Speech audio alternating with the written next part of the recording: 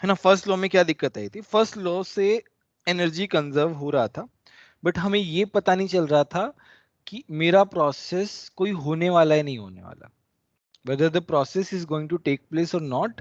तो ये जो है सेकंड लॉ से डिसाइड होता है, और वो भी हम किससे बताते हैं, स्पॉन्टेनिटी से बताते हैं। अगर प्रोसेस स्पॉन्टेनियस है तो हो जाएगा, प्रोसेस स्पॉन्टेनियस नहीं है तो नहीं होगा। स्पॉन्टेनिटी बताने के लिए हमारे पास पहले तो हमने सोचा कि एंथैल्पी से देखते हैं। भाई उस समय तो उस टाइम पे जब स्टार्ट हुआ था तब हमारा था कि एंथैल्पी हमारे लिए बड़ा टर्म था। देखो इंटरनल एनर्जी ठीक है, बट एंथैल्पी जो है वो उससे भी बड़ा टर्म है। अब एंथैल्पी चेंज से हमें देखना था, तो कुछ साइंटिस्ट ने सोचा कि अगर एंथैल्पी एक्सोथर्मिक प्रोसेस है that means stable product is going to form. So why don't we say that exothermic processes are spontaneous processes. But उसके बाद देखा गया कि नहीं, वो ऑलवेज ट्रू नहीं है। फिर उसके बाद देखा गया कि ऐसा कौन सा प्रोसेस है जो अपने आप हो रहा है और जिसमें डेल्टा एच जीरो है। तब उन्होंने intermixing of gases diffusion process को लिया, कि दो गैसेस को एक ही कंटेनर में लिया और देखा कि वो अपने आप में डिफ्यूज हो रही है बिना कुछ किए, वहां पे डेल्टा एच भी जीरो है। तब उन्होंने जो है एंट्रोपी वाला फैक्टर लेके आया कि एंट्रोपी जो है, अगर एंट्रोपी इंक्रीज हो रही है यूनिवर्स की, तो उस केस में क्या होगा, मेरा प्रोसेस होगा ही होगा स्पॉन्टेनियस। तो हमारा सेकंड लॉ जो है वो भी यही कहता है कि change in entropy of universe is always increasing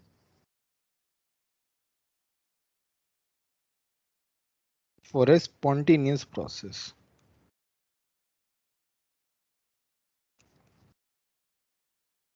ठीक है, यहां पे हम क्या बोल देते हैं, delta S universe greater than zero. इसका मतलब क्या हो गया, स्पॉन्टेनियस हो गया। Delta S universe less than zero है, इसका मतलब नॉन स्पॉन्टेनियस है। Delta S universe equal to zero है, इसका मतलब इक्विलिब्रियम में कोई चेंज नहीं आ रहा। ठीक है, ये 3 पॉइंट आ गए हमारे पास। अच्छा, यहाँ पे डेल्टा एस यूनिवर्स का मतलब क्या है, delta S system plus delta S surrounding. ठीक है, but we can not always compare delta S universe. मतलब we can talk about our system, but we can not be sure about delta S universe, है ना। तो उसके लिए इन्होंने आगे गिब्स एनर्जी का इंट्रोडक्शन किया, कि गिब्स एनर्जी क्या होती है। गिब्स एनर्जी जो है वो हमारी एनर्जी होती है, energy for useful work. Useful work के लिए जो एनर्जी होती है वो हमारी क्या होती है, गिब्स एनर्जी होती है। आई थिंक इसका डेरिवेशन सर ने कराया होगा, गिब्स एनर्जी का फॉर्मूला जो आता है delta H minus T delta S, उसका डेरिवेशन कराया होगा ना सर ने। हाँ वो लंबा लंबा कुछ यस वीडियो सर। में करके बाद में लिखा तो था, किया तो था ठीक वैसे। है ना, तो डेरिवेशन वैसे वहां से देख लेना। तो वहां से मेरा क्या आता है, delta G is equal to delta H minus T delta S. ये वाला फॉर्मूला जो है वेरी वेरी इंपॉर्टेंट फॉर्मूला, बहुत इजी फॉर्मूला है और बहुत ज्यादा इंपॉर्टेंट है। इसके ऊपर क्वेश्चन पूछे गए हैं जेईई मेंस में स्पेसिफिकली।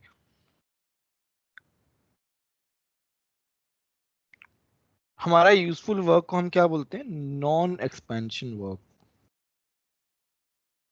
नॉन एक्सपेंशन वर्क को यूजफुल वर्क बोलते हैं। एक्सपेंशन वर्क तो मेरा क्या होता है, नॉन यूजफुल होता है, और वो होता है पी डेल्टा वी वाला होता है, नॉन यूजफुल। ठीक है, तो ये स्टेटमेंट वगैरह में इन सब के बारे में कुछ पूछ सकते हैं, तो ये थोड़ा ध्यान रखना। अच्छा, अभी क्या है, delta S universe is equal to delta S system plus surrounding है, प्लस डेल्टा एस सराउंडिंग। यहाँ पे मैं एक और प्रूफ करा रहा हूँ। सिस्टम, इसको हम लिख सकते हैं डेल्टा एच सिस्टम। हाँ हाँ बोलो।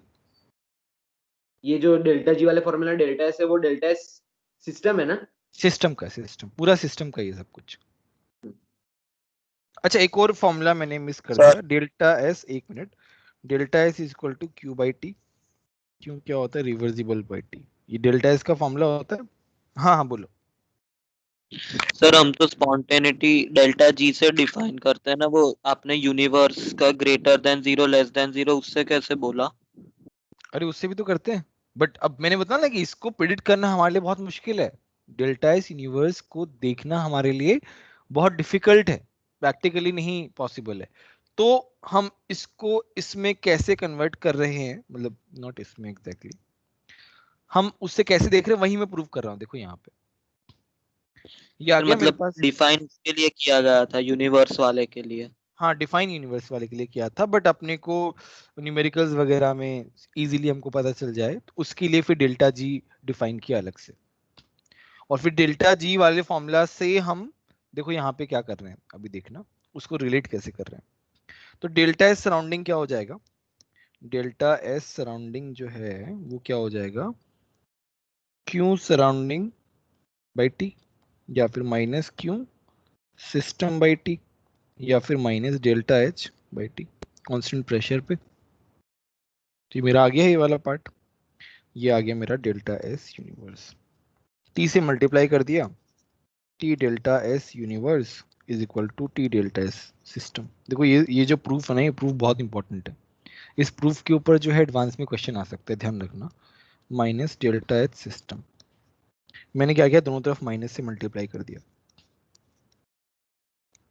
तो ये आ गया delta H system minus T delta S system. तो ये क्या हो गया मेरा? डेल्टा जी सिस्टम हो गया। तो delta S universe greater than zero है, that means delta G system क्या है? लेस देन जीरो है। इसका मतलब क्या है? स्पॉन्टिनिटी है मेरा। Delta S universe less than zero है, डेल्टा जी सिस्टम क्या हो गया? Greater than zero, that means non spontaneous. ठीक है। और delta S universe equal to zero है इसका मतलब डेल्टा जी सिस्टम भी जीरो है, इसका मतलब इक्विलिब्रियम।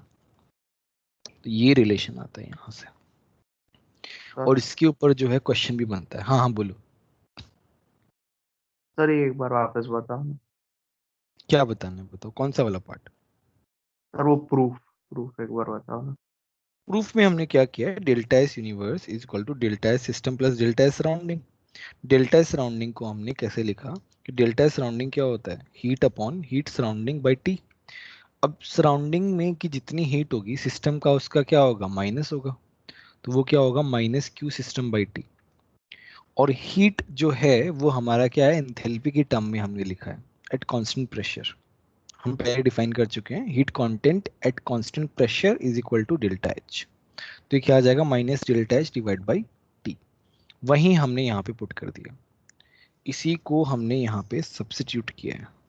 बस उसके बाद टी से मल्टीप्लाई कर दिया हमने पूरे को। देखो तो हमारे पास ये क्या आ गया? Delta H minus T delta S. ये क्या होता है? डेल्टा जी होता है, ऊपर ही हमने लिखा है देखो, delta G is equal to delta H minus T delta S. ये फॉर्मूला तो याद होना चाहिए सभी को, वैसे याद हो गया होगा, इतनी बार आया है। बस उसके बाद हमें पता है डेल्टा इस यूनिवर्स ग्रेटर देन जीरो है, तो डेल्टा जी क्या होगा? लेस देन जीरो होगा, दैट मीन्स स्पॉन्टेनियस प्रोसेस होगा।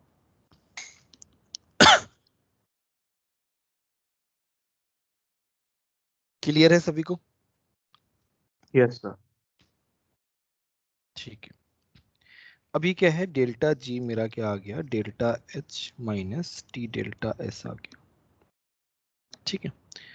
और एक और फॉर्मूला हमें पता है, डेल्टा जी नॉट क्या होता है? माइनस 2.303 आर टी लॉग के। इक्विलिब्रियम को कनेक्ट कर सकते हैं यहाँ पे। अच्छा अभी हमारा जो है एंट्रोपी वाला कैलकुलेशन जो है ना, उसमें थोड़ा सा हमें और देखना है। अच्छा अभी क्या है? एंट्रोपी क्या होता है? रैंडमनेस होता है। आई थिंक इसको बताने की जरूरत नहीं है। तो मेरा ये रिएक्शन लिखा हुआ है, मुझे बताओ इसमें एंट्रोपी इंक्रीज हो रही है या डिक्रीज हो रही है फॉरवर्ड डायरेक्शन में?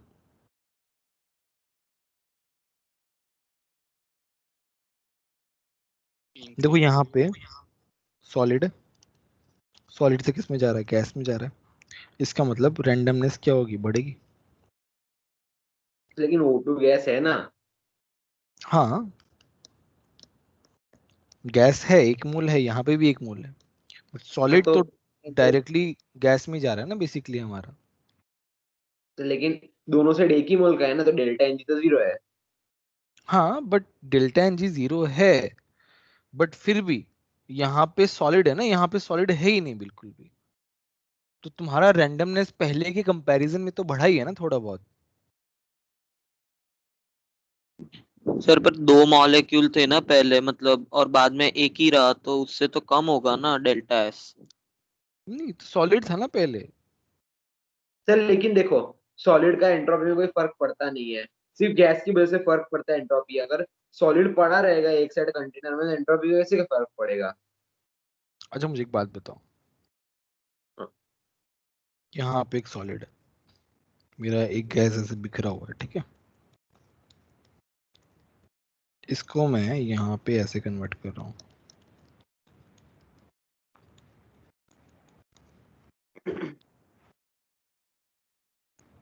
तो रैंडमनेस जो है, अब देखो बहुत ज्यादा डिफरेंस तो मैं नहीं कहूंगा, बट यहां से तुम बोल सकते हो कि तुम्हारा सॉलिड जो है वो एक तरीके से रैंडमनेस को ब्लॉक कर रहा था।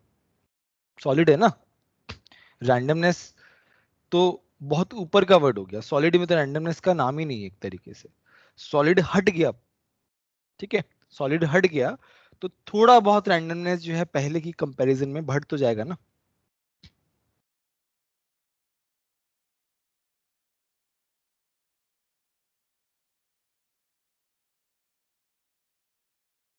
समझ में आया कि नहीं आया?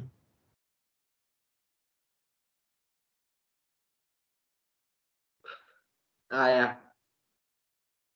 ठीक है, अब ये बताओ, N2 gas plus 3H2 gas converting into 2NH3, four direction में बताना है। डेल्टा एस क्या होगा बताओ? डिक्रीज। डिक्रीज होगा। डिक्रीज होगा। यहाँ पे मेरा ग्रेफाइट है, ये मेरा जा रहा है डायमंड में, बताओ क्या होगा? डिक्रीज। डिक्रीज। डिक्रीज होगा, क्यों? क्योंकि ग्रेफाइट जो ज्यादा स्टेबल है। एक मिनट, ग्रेफाइट जो है, ग्रेफाइट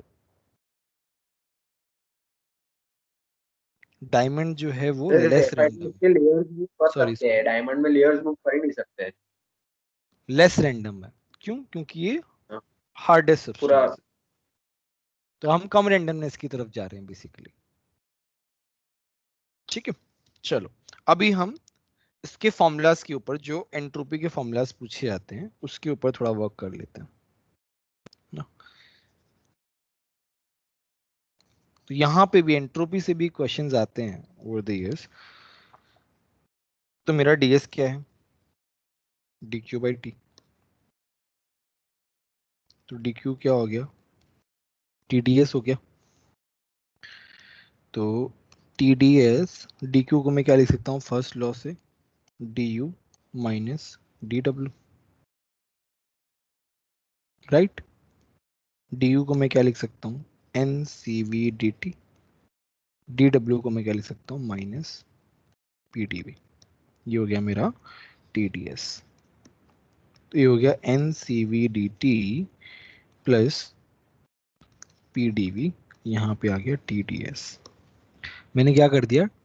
टेम्परेचर से डिवाइड कर दिया। तो क्या हो गया? N C V d T by T plus P by T d V. ये हो गया n C V d T by T. P by T को मैं क्या लिख सकता हूँ? एन आर बाई वी लिख सकता हूँ, और यहाँ पे इंटीग्रेशन कर दिया, T one to T two, V one to V two. तो मेरे पास क्या आ जाएगा? Delta S n C V l n T2 by T1 plus NR ln V2 by V1। हमारे पास एक जनरल फॉर्मूला आ गया किसका, डेल्टा एस का। तो ये तुम्हें ध्यान रखना है। अब इस फॉर्मूला से हम बाकी फॉर्मूलाज कैसे कैलकुलेट करते हैं वो देखते हैं, बट उससे पहले हम ये देखते हैं कि V2 by V1 को हम क्या क्या लिख सकते हैं। इसको हम लिख सकते हैं जैसे मेरा P2 V2 upon P1 V1 N2 R T2 N लिखते हैं NR T1। ठीक है, तो यहां से मेरा V2 by V1 क्या आया, T2 P1 upon T1 P2। इसको यहाँ पे हम इंट्रोड्यूस कर रहे हैं। मतलब पहला हमने टेम्परेचर और वॉल्यूम में देख लिया, अब हम चाहते हैं टेम्परेचर और प्रेशर में भी कुछ रिलेशन आए। तो डेल्टा एस क्या हो गया, NCV ln T2 by T1 plus NR ln T2 by T1 P1 by P2। ये क्या हो गया, NCV ln T2 by T1 plus NR ln T2 by T1 plus NR ln P1 by P2। इस तरीके से लिख सकता हूं मैं। अच्छा बताओ ये क्या हो गया,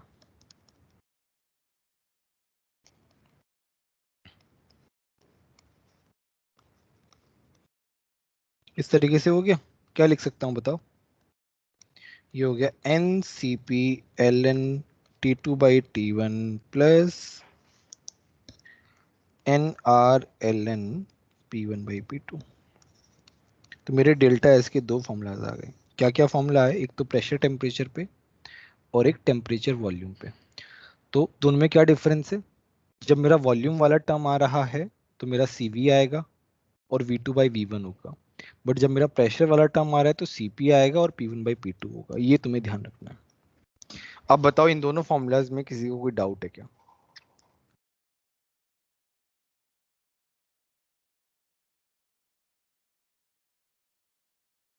ठीक है, अच्छा अब तुम्हें इन फॉर्मूलाज को आगे तुम्हें डिराइव करना है, किस किस के लिए, आइसोथर्मल के लिए करना है, तुम्हें अभी करना है, किसी से भी पूछ सकता हूं मैं। आइसोकोरिक के लिए करना है, आइसोबेरिक के लिए करना है, तीनों के लिए तुम्हें डिराइव करना है ये वाला पार्ट। करो, सबके दो दो, सबके तो नहीं, एक एक फॉर्मूलाज ही डिराइव कर लो। चलो आइसोथर्मल के दो फॉर्मूलाज आ जाएंगे, मैं दिखा देता हूँ। ये दोनों एक साथ नहीं आ पाएंगे। एक NCV ln T2 by T1 है, स्क्रीनशॉट ले सकते हो।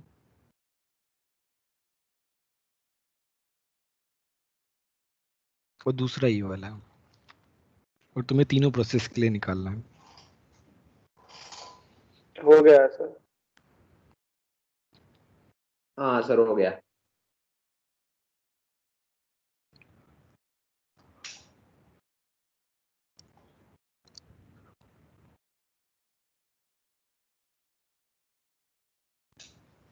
सर इसमें डिराइव थोड़ी करना है, वैल्यू रखनी है सर। हाँ ऐसे डिराइव नहीं करना है। आइसोथर्मल में T2 by T1 क्या हो जाएगा, 1। 1 हो जाएगा। One। तो मेरा ln 1 0 हो जाएगा। तो मेरा डेल्टा एस क्या हो जाएगा, NR ln P1 by P2 और NR ln V2 by V1 ऊपर वाले से। आइसोकोरिक में क्या वॉल्यूम का वॉल्यूम का है, तो वॉल्यूम वाला टर्म लेंगे तो ये आ जाएगा delta S NCV ln T2 by T1। V2 by V1 तो 1 हो जाएगा, तो ये तो 0 हो जाएगा। तो मेरा ये टेम्परेचर वाला टर्म ही रहेगा यहाँ पे। सिमिलरली आइसोबेरिक में क्या होगा, ऊपर वाले से आएगा क्योंकि वो प्रेशर इन्वॉल्व है उसमें, तो हो जाएगा NCP ln T2 by T1। Simple simple से फॉर्मूलाज आ गए मेरे पास। क्लियर है सभी को। देखो ये सब रिवर्सिबल के लिए चल रहा है, सब के सब रिवर्सिबल के लिए चल रहा है। एडियाबैटिक रिवर्सिबल, रिवर्सिबल में बताओ क्या होगा, एडियाबैटिक रिवर्सिबल में बताओ क्या होगा। 0। 0। तो मेरा डेल्टा एस क्या आ जाएगा, 0 आ जाएगा उस केस में। ठीक है, चलो एक सम करते हैं, अच्छा सा सम करते हैं। तो मेरा इंटरनल एनर्जी दिया हुआ है,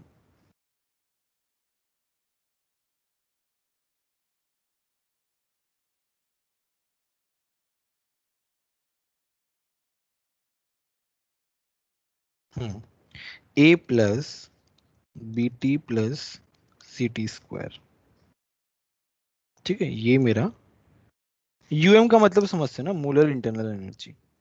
मेरा बी का वैल्यू दिया हुआ है 16 जूल मोल इनवर्स के इनवर्स। सी दिया हुआ है मेरा 6 इंटू 10⁻³ जूल मोल इनवर्स के इनवर्स। के इनवर्स नहीं है, के -2। तुम्हें क्या करना है, find out CVM at 300 Kelvin and delta S for 2 mole of gas when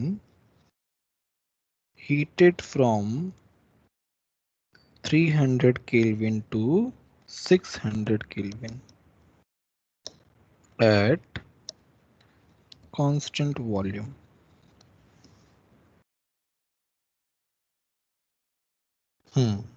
ठीक है, करो।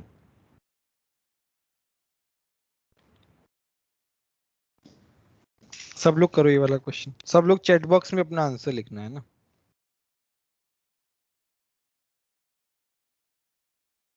चैट बॉक्स में अपना आंसर लिखना सब लोग।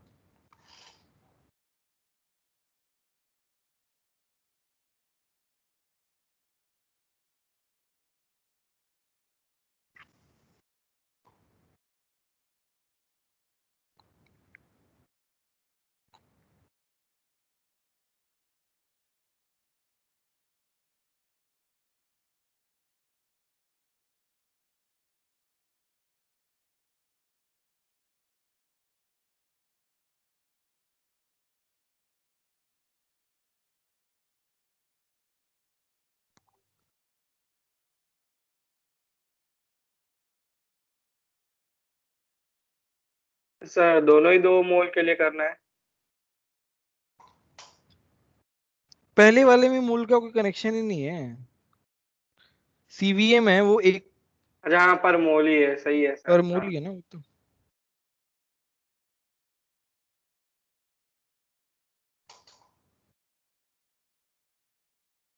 तो इधर चैट बॉक्स किधर होता है? चैट बॉक्स यहाँ होता है, ये रहा। हमारे में जैसे कुछ दिखा था। तुम लैपटॉप में ही कर रहे हो ना? No sir no, tab. मैं तो टैबलेट में कर रहा हूँ। टैब में भी तो दिखता है, मेरे मोबाइल में तो दिखता है। देखो sir, put me on hold, turn on live captions, raise hand, turn off incoming video, dial pad, change layout, बस इतना के अलावा मेरे मेरे स्क्रीन पे और कुछ नहीं है। कोई बात सर वो नहीं तुम, मेन मीटिंग से थोड़ा निकलना पड़ता है उसके लिए ऐसे। अरे कोई बात नहीं, तुम लोग कर लो और फिर अपन डिस्कस कर लेंगे, ऐसा कुछ नहीं है। वहां क्यों बोलता हूँ, क्योंकि मान लो किसी का आंसर आ जाए तो वहां पे वो बता सकता है, बाद में टैली भाई पता चल जाएगा किस किसने किया है किस किसने नहीं किया है, उस तरीके से। जैसे सिद्धार्थ का एक आंसर आ गया है, सीवी वाला, सिद्धार्थ सिंह का।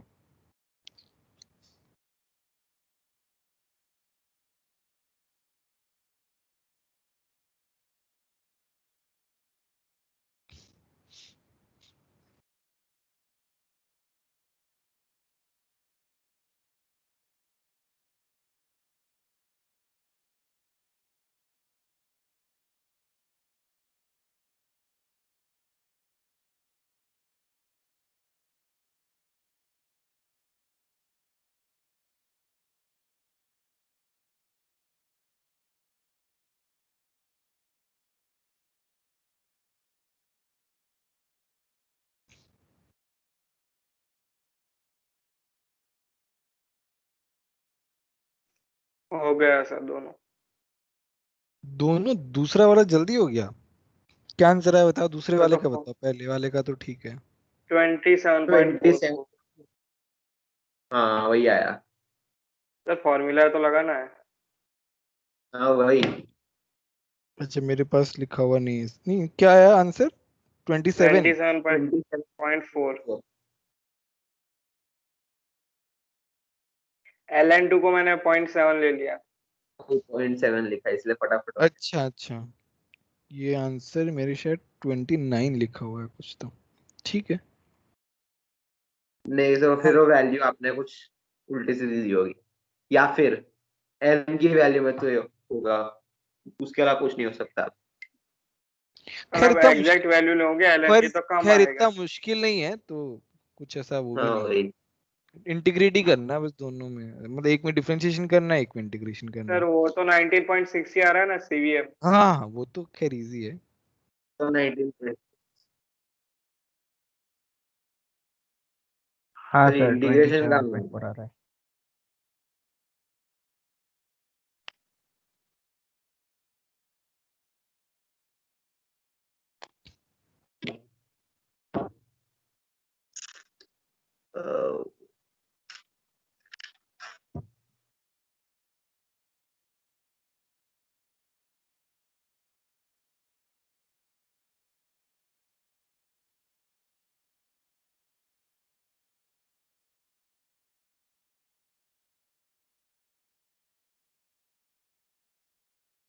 FTS 10 तो काफी इजी था, मैंने आज देखा पेपर, पहले नहीं देखा सर था। उसमें क्या कौन सा टॉपिक था? ये पहले के जो 4 चैप्टर्स थे वो आ रहे थे ना उसमें। केमिकल बॉन्डिंग वाला। हम्म। हाँ वो। FTS तो मेंस वाला इसमें तो 96 है। हाँ हाँ ठीक है, बट पूरे में से पूरे आ सकते थे यार उसमें तो। अरे सर बहुत बड़ी, मैंने बहुत मस्त वाली गलती की, आपको बताऊं? वो हाँ याद है वो पूछ रहे थे कि एच इलेक्ट्रॉन और डी इलेक्ट्रॉन इक्वल होंगे, हाँ हाँ हाँ। तो मैंने पूरा सही से लिखा और फिर मैंने 1s के इलेक्ट्रॉन गिनना भूल गया, तो फिर वो 2 ऐड करना रह गया, तो वो गलत हो गया उधर। अच्छा अच्छा अच्छा, कोई तो नहीं। वो फिर एक गड़बड़ हो गई।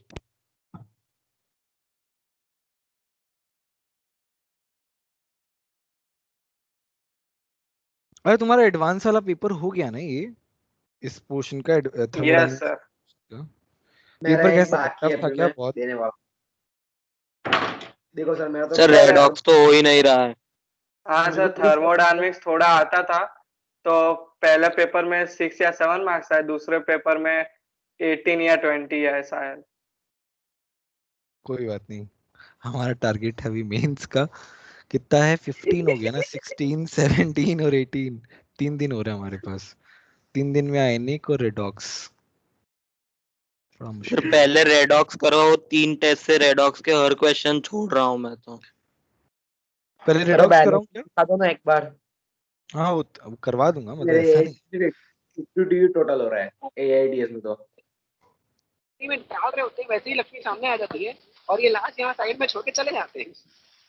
यानी कि इन्होंने लाशों को अग्नि में डाला ही नहीं है, यानी कि जाहिर सी बात है कि 3 घंटे बाद भी।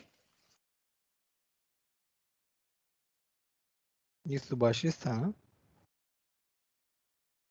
हाँ सर। हाँ ये लोग होते हैं साइड में अपना यूट्यूब खोल के बैठे हैं बस, पढ़ाई ये से सब कोई न्यूज लेना देना नहीं। न्यूज चल रहा है। हाँ अब जो भी चल रहा है न्यूज़, कोई मतलब नहीं है पढ़ाई से। सर नहीं, वो टीवी में चलता है क्योंकि खुद के उसका सुनाई नहीं देता कभी, जो टैबलेट पे चलता है या उस पे चलता है ना, अच्छा वो तो सुनाई नहीं देता। अच्छा अब वो अच्छा। क्योंकि माइक्रोफोन और वो होता है ना, वो एकदम अपोजिट साइड होता है, हम्म। माइक्रोफोन और स्पीकर्स। ठीक है चलो हम ये वाला डिस्कस करते हैं। तो हमारा सीवी क्या चलो होता है? गड़बड़ मिल गई, उसको इंटीग्रेट करके सॉल्व करना है, सीवी की वैल्यू 2 बार अलग अलग रखनी पड़ेगी और अलग अलग से वैल्यू सॉल्व करनी पड़ेगी, इसीलिए हम बता रहे इतना लंबा कैलकुलेशन, और है ही लंबा कैलकुलेशन। हाँ वही मुझे लगा हम इतना जल्दी कैसे आ गया, जैसे ही हम जेठाराम तो, का आंसर आया तो मुझे लगा कुछ ना कुछ तो गड़बड़ है। और मेरा तो उससे भी पहले आ गया था, तो मैं सोची मेरा इतना जल्दी कैसे आ गया, तो वो गड़बड़ हो गई, पता चल गया कहाँ गड़बड़ हो गई, वो इंटीग्रेट करना था उसको। चलो करते हैं। सीवी क्या है, du/dt है, इतना सभी को पता है। तो B+2CT आ गया, तो CV हमें 300 केल्विन पे निकालना है। तो B का वैल्यू है 16 प्लस 2, C का वैल्यू है 6 इंटू 10⁻³ टेम्परेचर कितना है 300। कितना आ गया ये, 19.6 आ रहा है यहाँ से। तो पहला CV 19। का मेरा आ गया हाँ ये सिंपल। तो आसान। ठीक है, दूसरा हम निकालते हैं डेल्टा एस। डेल्टा एस क्या होता है? क्यू बाई टी होता है, d Q by T. Constant volume पे पूछा है तो ये क्या हो जाएगा? D you by T. Constant volume पे किस में कन्वर्ट हो जाता है? डी यू में कन्वर्ट होता है। डी यू क्या होता है? N C V d T by T. N मेरा 2 है, सी वी मेरा क्या है? B plus 2 C T d T by T.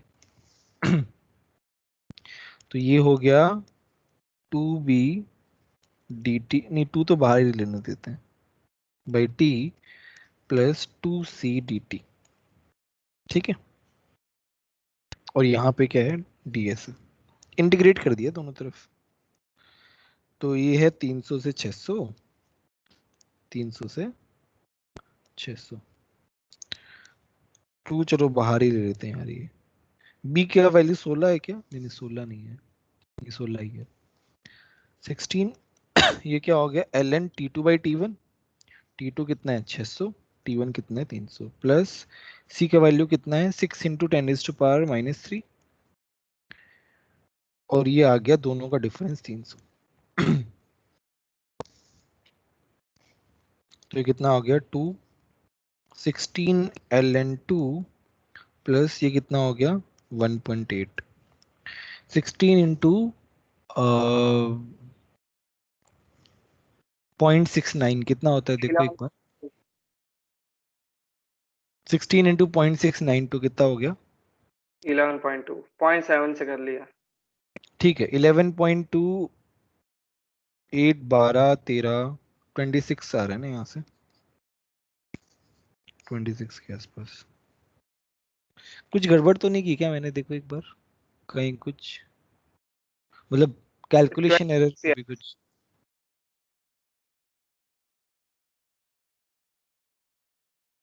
Sir अंदर 2c है और एक c और लेना, 2 मल्टीप्लाई करना रह गया शायद। 2 मल्टीप्लाई अच्छा 1.8 में अच्छा अच्छा अच्छा, वो 3.2 हो जाएगा। वही। अच्छा 2, यहाँ पे 2 आएगा ना एक और, वही मुझे लगा कि आंसर गड़बड़ कैसे आ रहा। 2 ये हो गया 11.2, ये हो गया 3.6, 6 2 8 11 3 29.6 आ जाएगा कुछ, वही इसमें 29 के आसपास लिखा हुआ है, तो इसीलिए सब पूरा। ठीक है, हाँ तो ऐसा क्वेश्चन जो है ना वो पूछ सकते हैं जे एडवांस में, या फिर जेई मेंस का टफ क्वेश्चन बन गया एक तरीके से। तो ऐसा क्वेश्चन जो है वो तुम्हारे उसमें आ सकता है, और कॉम्प्रिहेंशन भी आ सकता है। मतलब ये तो मैंने चलो यूएम से सीवीएम निकाला, डेल्टा एस निकाला, मैं और क्या क्या पूछ सकता हूँ इसमें? यूएम से, एक दो वैल्यू ज्यादा देके बहुत सब कुछ पूछ सकते हैं ये लोग। हाँ मतलब एक दो वैल्यू ज्यादा देके थोड़ा और भी पूछ सकते हैं, तो बहुत बड़ा क्वेश्चन बन सकता है, पैराग्राफ टाइप बन सकता है। ठीक है, मैट्रिक्स बन सकता है सर, सही वाला। हाँ मैट्रिक्स बन सकता है, मैट्रिक्स भी बन सकता है खैर। ठीक है,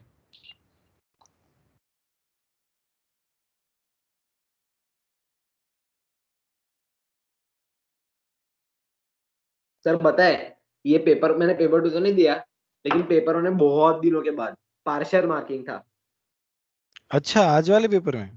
मैंने तो वो +1 देख के मुझे इतना राहत लग रही थी ना, लेकिन जब पेपर खुलना बाद में +1 का भी राहत नहीं बची। अच्छा पेपर टफ था, ठीक है। सर एक थर्मोडायनेमिक्स का क्वेश्चन था, अच्छा उसमें क्या कहते हैं, 2 क्वेश्चन क्रैक हो गए, एक क्वेश्चन में क्या कहता है एकदम खराब मिस्टेक कर दी ऑप्शन में, तो पूरा छोड़ना पड़ा। हाँ वो होता है, काफी बार होता है, तो खैर वो धीरे धीरे जब टेस्ट देते जाओगे ना तो तुम्हारा वो डेवलपमेंट होता जाएगा थोड़ा धीरे धीरे। तो ये सर पेपर में बहुत प्रॉब्लम रहता है, पूरा रिवीजन ढंग से होता ही नहीं है। क्वेश्चन तो सॉल्व होते नहीं है, मतलब जब पेपर में एडवांस में इतने हार्ड क्वेश्चन आते हैं तो अब ऊपर से जाता है। हाँ भाई खैर टाइम नहीं मिल रहा ना तुमको चीजें रिवाइज हाँ भाई, करने का, तो वो है थोड़ा सा पार्ट। वैसे ज्यादा वो क्वेश्चंस नहीं लगते ना, इजी वाले भी लगा दे तो भी एडवांस में सोच सके, तो डायरेक्ट ही हार्ड कर रहे हैं तो मतलब क्या क्या दिमाग, जैसे कुछ नहीं जा रहा दिमाग में अभी तो। हाँ कोई नहीं, अभी वैसे भी टेस्ट के बारे में मत सोचो, डोंट वरी, है ना। टेस्ट के लिए अभी थोड़े दिन के लिए हमें इन चैप्टर पे ज्यादा फोकस करना है, ये ज्यादा हम हमारे लिए ज्यादा बैठना भी इम्पोर्टेंट। तो पड़ता है बैठे बैठे। ठीक है वैसे तो। इसमें तो थोड़ा बहुत आता है, पर अभी कैंप मैथ्स में भी ट्रिगो आ गया है, तो ट्रिगो तो मैंने अभी स्टार्ट किया है जस्ट, तो अभी वो भी क्वेश्चन नहीं बन रहा है। ट्रिगो में बहुत सारे फॉर्मूलाज है ना, बहुत सारे फॉर्मूलाज हैं। ये वाला क्वेश्चन करो। सारा खराब होने वाला है। अब अगले टाइम सिंपल हार्मोनिक और ऑसिलेशन आने वाला है, और ऑसिलेशन तो बिल्कुल भी नहीं आता मुझे। आखिरी वो ऑसिलेशन ऐसा चैप्टर है ना कि मैक्सिमम जन को समझ ही नहीं आया, ऊपर से गया पूरा चैप्टर। मुझे तो पूरा ऊपर से गया ऑसिलेशन फिजिक्स का, तो वैसे भी अब फिजिक्स कम आता था और अभी और ऊपर से जाएगा। अच्छा, इतना टफ है ऑसिलेशन? वैसे तो मेरे लिए तो फिजिक्स टफ ही था, तो ये सब तो ठीक सर है। पर केमिस्ट्री में अच्छा है, नेक्स्ट टाइम ऑर्गेनिक आने वाला है और वो 2 ही चैप्टर है 11th और वाले। और अब तो तुम्हें उसमें कॉन्फिडेंस आ गया, ऑर्गेनिक में काफी सारे बच्चों को हाँ, कॉन्फिडेंस आ गया। सर AIATS में सिर्फ ऑर्गेनिक ही हुआ था, ये फिजिकल तो हुआ ही नहीं, कुछ भी एक भी क्वेश्चन नहीं हुआ फिजिकल का। कोई नहीं, वो तो खैर अब प्रैक्टिस से आएगा। फिजिकल तो अभी कर रहे हो ना प्रैक्टिस, धीरे धीरे डेली की डेली, तो हो जाएगा, डोंट वरी, है ना। चलो ये वाला करो, ये वाला सम करो सब। 1.5 ईयर के बाद ऐसा लग रहा है कि केमिस्ट्री की वजह से मार्क आ रहा है, बताए आपको। मुझे 2-3 टेस्ट से ऐसा लग रहा है। खैर वो तो तुम्हारी मेहनत फाइनली ही है।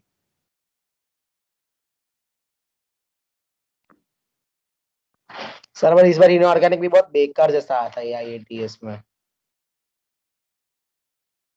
ये AIATS भी हुआ था ना, मुझे तो हाँ, हाँ पेपर बहुत तो इनऑर्गेनिक अरे भी सर वो घटिया तो जैसा बता था उस।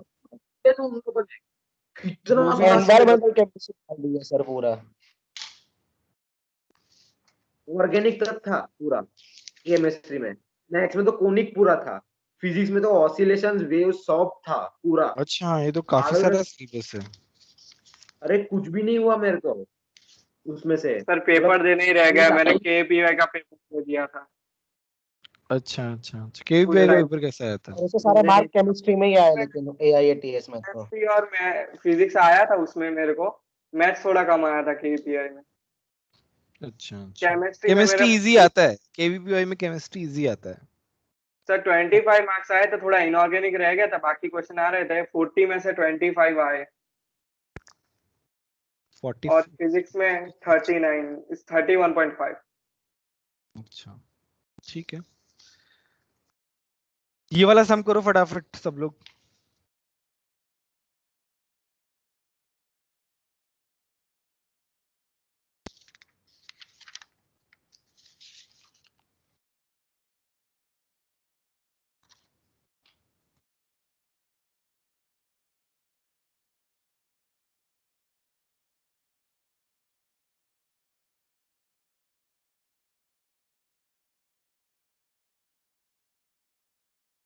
सर हाँ हाँ बोलो।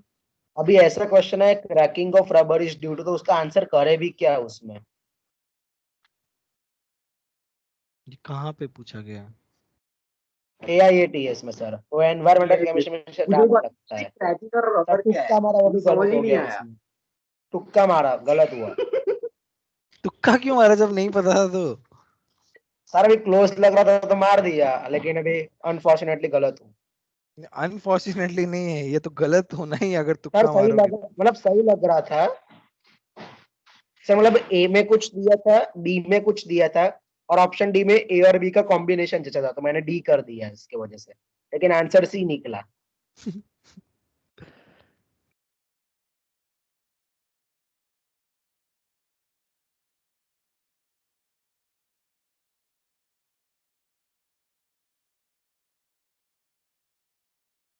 अच्छा, एनवायरमेंटल केमिस्ट्री भी हमने नहीं पढ़ा ना?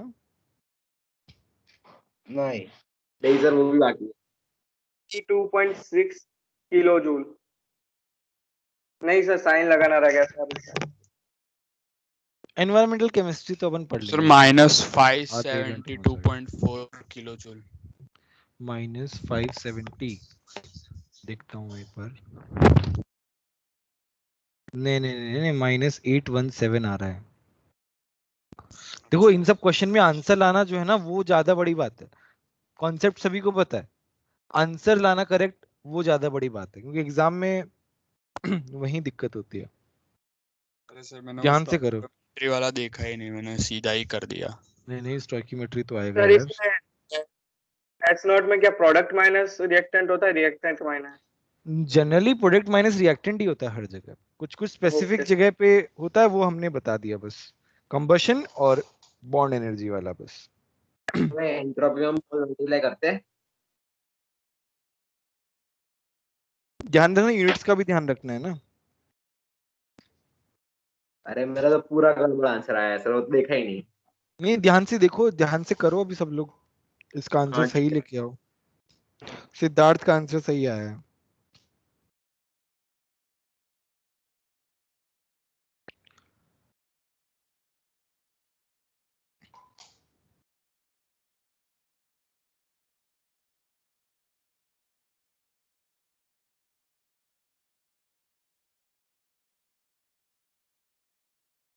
सर अभी वो पेज रखा ना, लिखा ही नहीं है क्वेश्चन, डायरेक्ट उसमें देख के सॉल्व कर रहा हूँ। Thank you.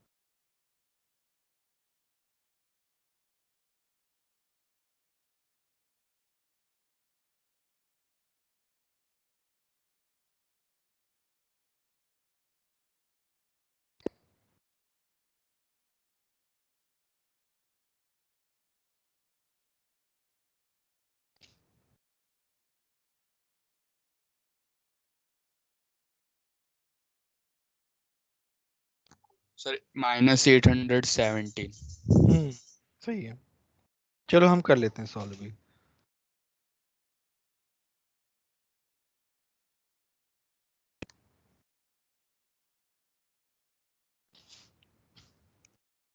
तो इसमें क्या होगा, डेल्टा जी के नॉट क्या होगा, delta H not minus T delta S not.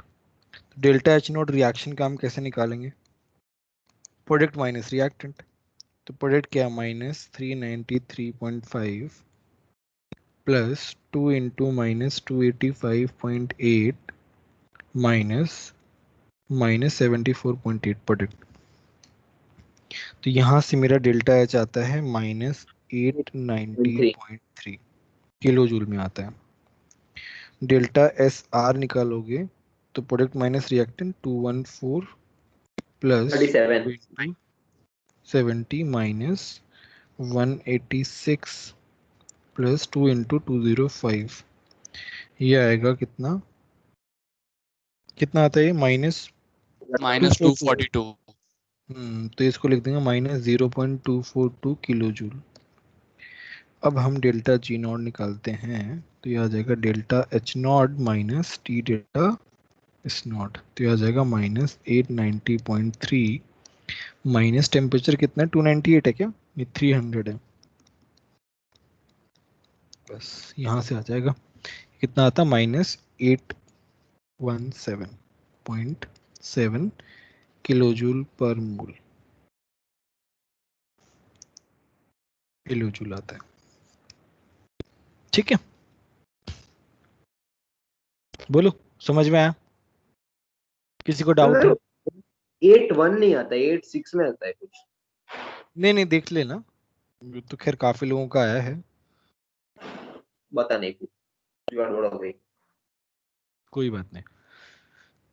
ठीक है, अभी हम एक छोटा सा कॉन्सेप्ट इसमें और करते हैं, जिसके ऊपर क्वेश्चंस आते हैं, एडवांस में आते हैं स्पेसिफिकली। जैसे मेरा जी क्या होता है, एच माइनस टी एस होता है। मैंने क्या किया, लिखा डी जी लिखा है, तो डी जी क्या हो जाएगा, D H D of T S. तो इसको मैं क्या लिख सकता हूँ, T d S minus S T T. ठीक है, डी यू डी एच को क्या लिख सकते हैं, d U plus P d V plus V d P minus T d S minus S T T. ठीक है, इसको मैं क्या लिख सकता हूँ, इसको मैं डी क्यू लिख सकता हूँ, बोलो। मेरा डी क्या है, d Q plus T W, ये हो गया d Q minus P T V. D Q क्या हो गया, d U plus P T V plus V d P minus T d S को मैं क्या लिख सकता हूँ, डी क्यू लिख सकता हूँ एस टी टी। इससे ये गया, मेरे पास क्या बच जाएगा, V d P minus S T T. ये क्या आ गया, डी जी आ गया मेरा। इस पे जो है क्वेश्चन आ सकते हैं, ध्यान रखो इस बात का, इस फॉर्मूला पे क्वेश्चन आ सकते हैं, तो ये ध्यान रखना, ये वाला फॉर्मूला। अच्छा, इसमें at constant P, constant pressure पे डीजी क्या हो गया, माइनस एस टी टी हो गया। एट कांस्टेंट टेम्परेचर पे डीजी क्या हो गया, वी टी पी हो गया, है ना। इसके ऊपर भी क्वेश्चन बन सकते हैं, ठीक है। तो ये थोड़ा ध्यान रख लेना इस बात का। नेक्स्ट आता हमारा थर्ड लॉ। थर्ड लॉ तो खैर सिंपल है, ज्यादा क्वेश्चन भी नहीं आते कभी भी। वो बोलता है at absolute zero temperature at absolute zero temperature the entropy of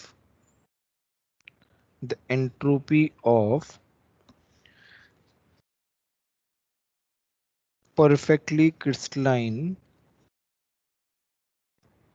substance is taken as zero,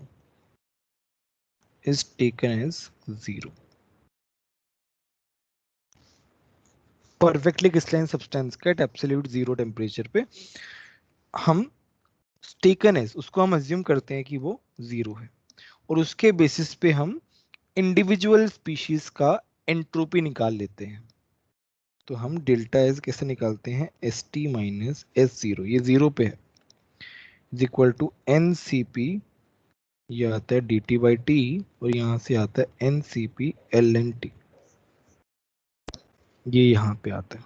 खैर थर्ड लॉ बस इतना ही है, और इसमें ज्यादा कुछ नहीं है। ये बस ये फॉर्मूला जो है ना, ये इसमें इस पे जेई मेंस पे क्वेश्चन आ सकता है, फॉर्मूला बेस्ड।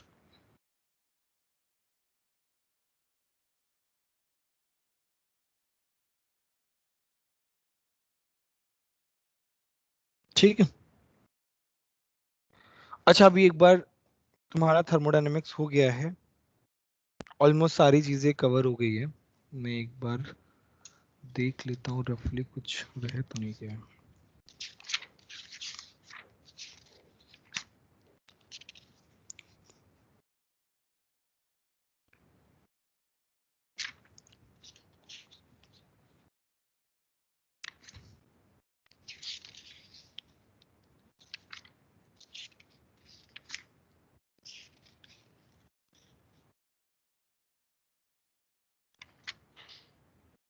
ठीक है।